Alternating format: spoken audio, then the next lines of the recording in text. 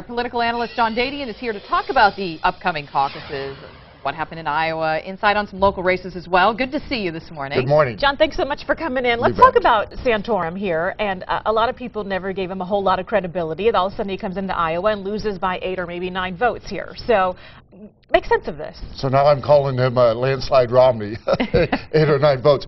It's the oldest rule in the book. It applies to business, it applies to life, it especially applies to political campaigns. You don't want to peak too early, you don't want to peak too late. Santorum peaked perfectly. What he really did, what he concentrated, which is going to go down in the textbooks as a brilliant strategy, is in Iowa, as we saw Huckabee won 4 years ago, it's the evangelical vote is very strong, but right up until the caucus, they were undecided. They were really searching, is Gingrich our guy, is Bachmann our guy, and they finally settled on Santorum. That's what propelled them. Yeah, and didn't he raise $1 million after within 24 Iowa? hours. And on the fundraising, the interesting one is Ron Paul is still raising money. He raised $13 million in the last reporting period, and so what that's going to do is going to keep him on the bully pulpit. Okay, so let's talk about John McCain for a minute and his endorsement of Romney, and then there was this flub apparently which we're going to show you in just a few minutes here, where he said we want President. Yeah, I'm paraphrasing, but we want President Obama to turn the country around, and he meant to say President Romney. Now, they've already had on YouTube all of these things back from, I think, 2008, where he was saying he was a flip-flopper and all this stuff. So how is the country going to take this? Well, again, that's where the strategy comes in, because they do have to address it.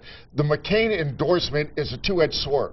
He still has a lot of supporters who really like this guy, wanted him to be president in 08, but a lot of conservatives really never thought of McCain as a real Republican, and that's always the allegation against Romney also, is he a true conservative? So I think there's a lot of people who really got turned off by the McCain endorsement, so wasn't a complete 100% good thing for the Romney campaign. Let's talk about Michelle Bachmann for a second. Obviously, she did not have the showing in Iowa that she was certainly hoping for. Will we expect her to endorse someone? Who could that possibly be? And then who will pick up her votes that she obviously will no longer be getting? And again, she never really did have a real deep base, what we call, might have been a mile wide, but not real deep. So it's not that important for her endorsement, but I think she'll just wait till a little bit, a month or two from now, and then she'll endorse whoever the likely nominee is. And then as far as who's picking up her votes? As the process goes on, between now, see, California, unfortunately, is no longer a player. We have our primary in June. There will be 47 caucuses or primaries before June. Yeah, so, okay, Newt Gingrich, let's talk about him, because he's been always saying he's going to remain positive and not get negative in this campaign, but it looks like the tides might be changing a little bit here with Romney. I'm amazed, and I've seen this with a lot of people, but Newt Gingrich had been in office so many years, rose to one of the highest positions, and still in this presidential campaign made rookie mistakes by saying we're going positive. The average man or woman on the street, when they're interviewed, they say they hate negative campaigns. You want to know why the campaigns still use them? Because they work. He has to go negative. And now he's trying to come up with this very wimpy, what I call a wimpy expression, saying, I won't go negative, I'll just tell the truth. Well, guess what? That's negative. He's going to hit Romney hard. That's the only thing he can do at this point. And looking ahead to Tuesday and then to the primary in South Carolina after that, what do you expect to see happen? Do you see any major changes as far as numbers go? I don't see any major changes, because right now what Romney has is what we call the big momentum. The big factor is that he always had a large organization in New Hampshire. He really didn't in Iowa up until the last. He almost was going to write off Iowa at one point, and then when he saw that he was increasing, that's when they concentrated their effort. But he always played on New Hampshire, and so he's going to do very well there, I predict.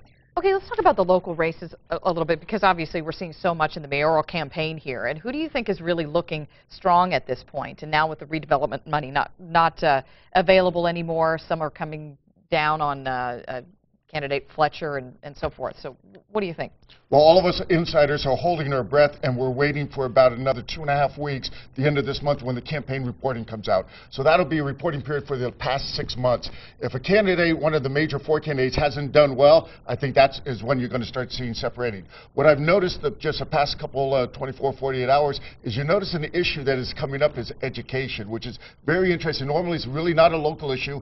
It's really not a city issue, but Fletcher's come out with some things. DeMaio says he's going to come out with a plan, and District Attorney DeMontis came out with one yesterday. So look at education, probably equal to pension as far as the 2 main issues for the June mayor race. City council race is relatively quiet? I'm amazed how quiet they are.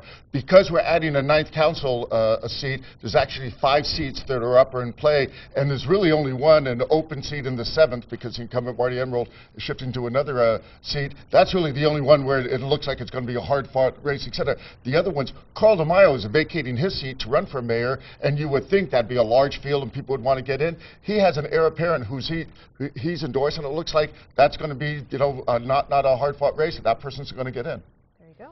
All right. We'll hope to see you back here many times then. It's a busy season. This is for political junkie. Between now and June, we get to mainline. All right. Thanks, John. Dadian, we always appreciate your expertise. Thank you. Well, this is what we were talking about a little bit earlier, the McCain goop. A funny moment on the campaign trail when former Republican presidential candidate John McCain mistakenly endorsed his former White House rival. I am confident with the leadership and the backing of the American people, President Obama will turn this country around. We believe in America. We believe that our best days are ahead of us. President Romney,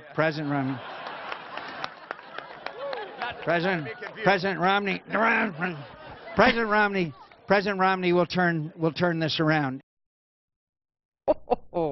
Wow. Well, Senator McCain joined Romney in Charleston, South Carolina. The Arizona senator gave his endorsement to Romney on Wednesday.